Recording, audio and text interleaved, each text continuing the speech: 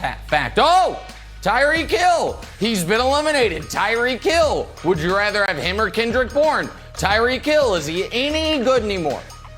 Tyreek Hill, when he's riding to practice with Patrick Mahomes, they listen to the show on Sirius XM. They can't watch it.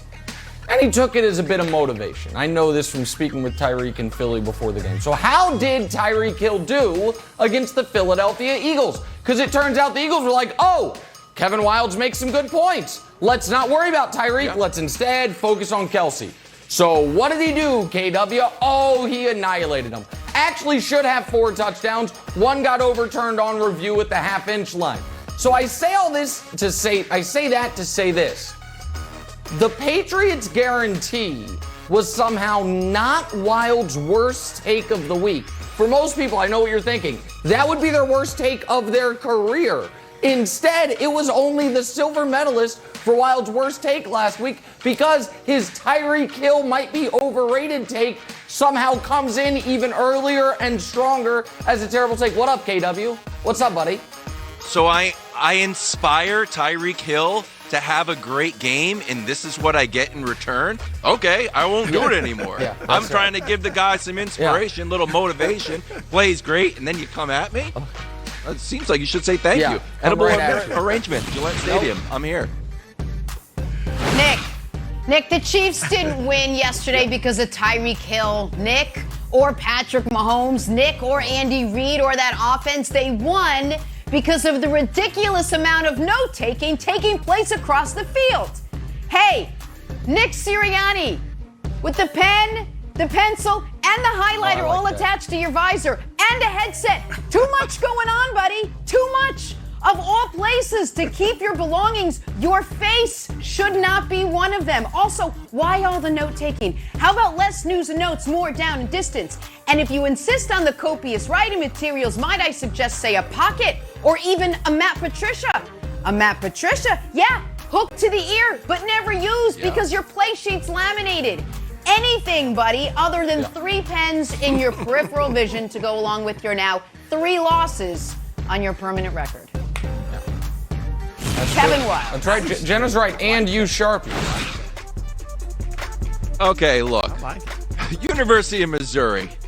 You could have brought out maybe a child cheerleader from the local football team. You could have brought out like a grandma cheerleader, like, oh, she used to cheer here in 1955. Nope. You know what the decision was made? Let's bring out this terrifying headless robot to do a little dance. I'm not the Running Man. I don't care. You're still terrifying. Horrible. And also, if you're trying to be a dog, you're doing too much. You got rolled by Tennessee. You want to see what happens to a real dog that's a mascot? The Georgia dog, they just mopped their squad. And guess what? He's chilling. He's chilling with an air conditioner and a bag of ice. So if you want to act more like a dog, less action, more chilling. Fantastic. That's the best mascot in sports right there. Love Uga. Uga's the greatest. Easily. Drawing a blank. Ravens, Broncos. Oh, we love this story in our morning meeting today. Bit of a weird ending to this one. With the game in hand, so Baltimore opts to rush for 5 yards on the final play instead of taking a knee.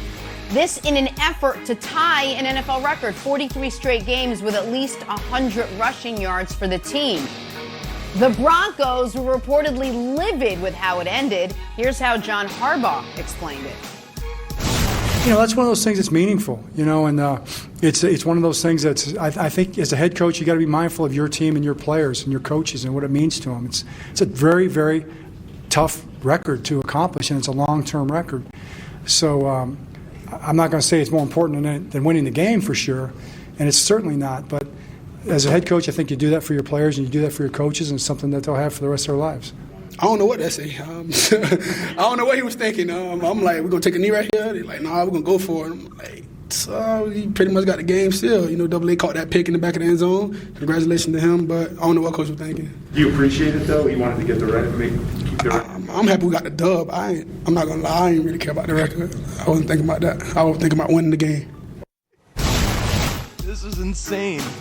So Harbaugh's like, I did it for the players. Look at Lamar's that. like, wait, what did we do? I don't even know that there was a record. Ravens tied the record for 100-yard rushing game set by the 1970s Pittsburgh Steelers. Long time standing, this one. So Broussard, Harbaugh opting for the rushing record over taking a knee was blank. It's fine by me. Fine you gotta by be me, kidding. Jenna.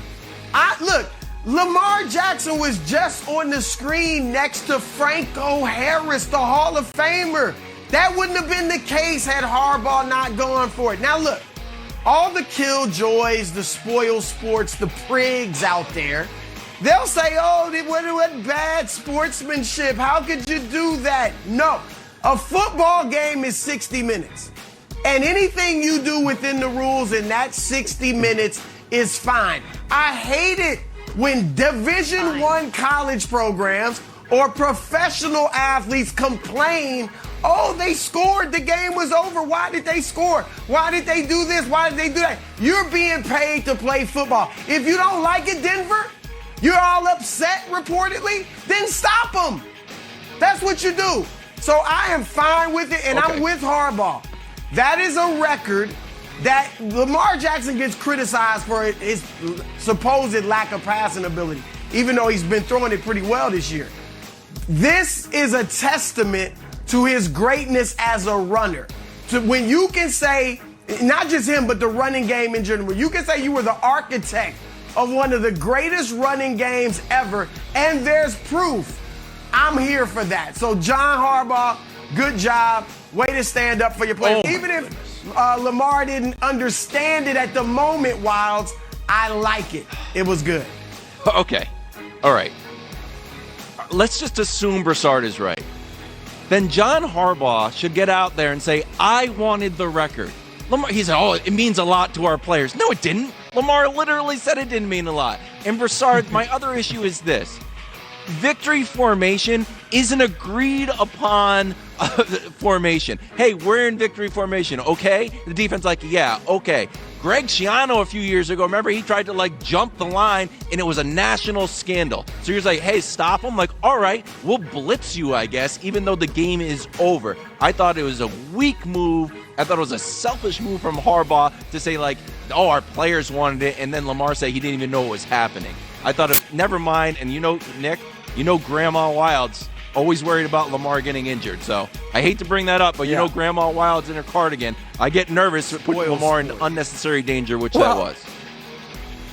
Obviously, if someone would have gotten hurt, it would have been a disaster, but no one got hurt. And so the only repercussions are this.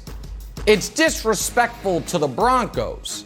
And this, to me, is something the Ravens absolutely unequivocally would not have done against the Chiefs, against the Browns, against the Bills, against the Chargers, against any team they thought they might have to face again. But they know what we know, which is the Broncos were a fraudulent 3-0. The Broncos are likely not going to make the playoffs, and that the Broncos are not going to see Baltimore again for another year. So if they thought at all we might be facing this team in the postseason, I don't think he does it. I think he does it like it's Denver. It's Vic Fangio, Drew Lock, and Teddy Bridgewater. Not worried about hurting their feelings. We don't see him at Christmas. We're not going to see him in the playoffs. So because of that, I think it was actually a bigger indictment on the Broncos as a whole, because I don't think there's any chance the Ravens do this against a team they might face again this year. But they believe, I think, what I believe, which is that they're not going to face the Broncos again. So to me, it was disrespectful in the real time and big picture to who the Broncos actually are, Jenna.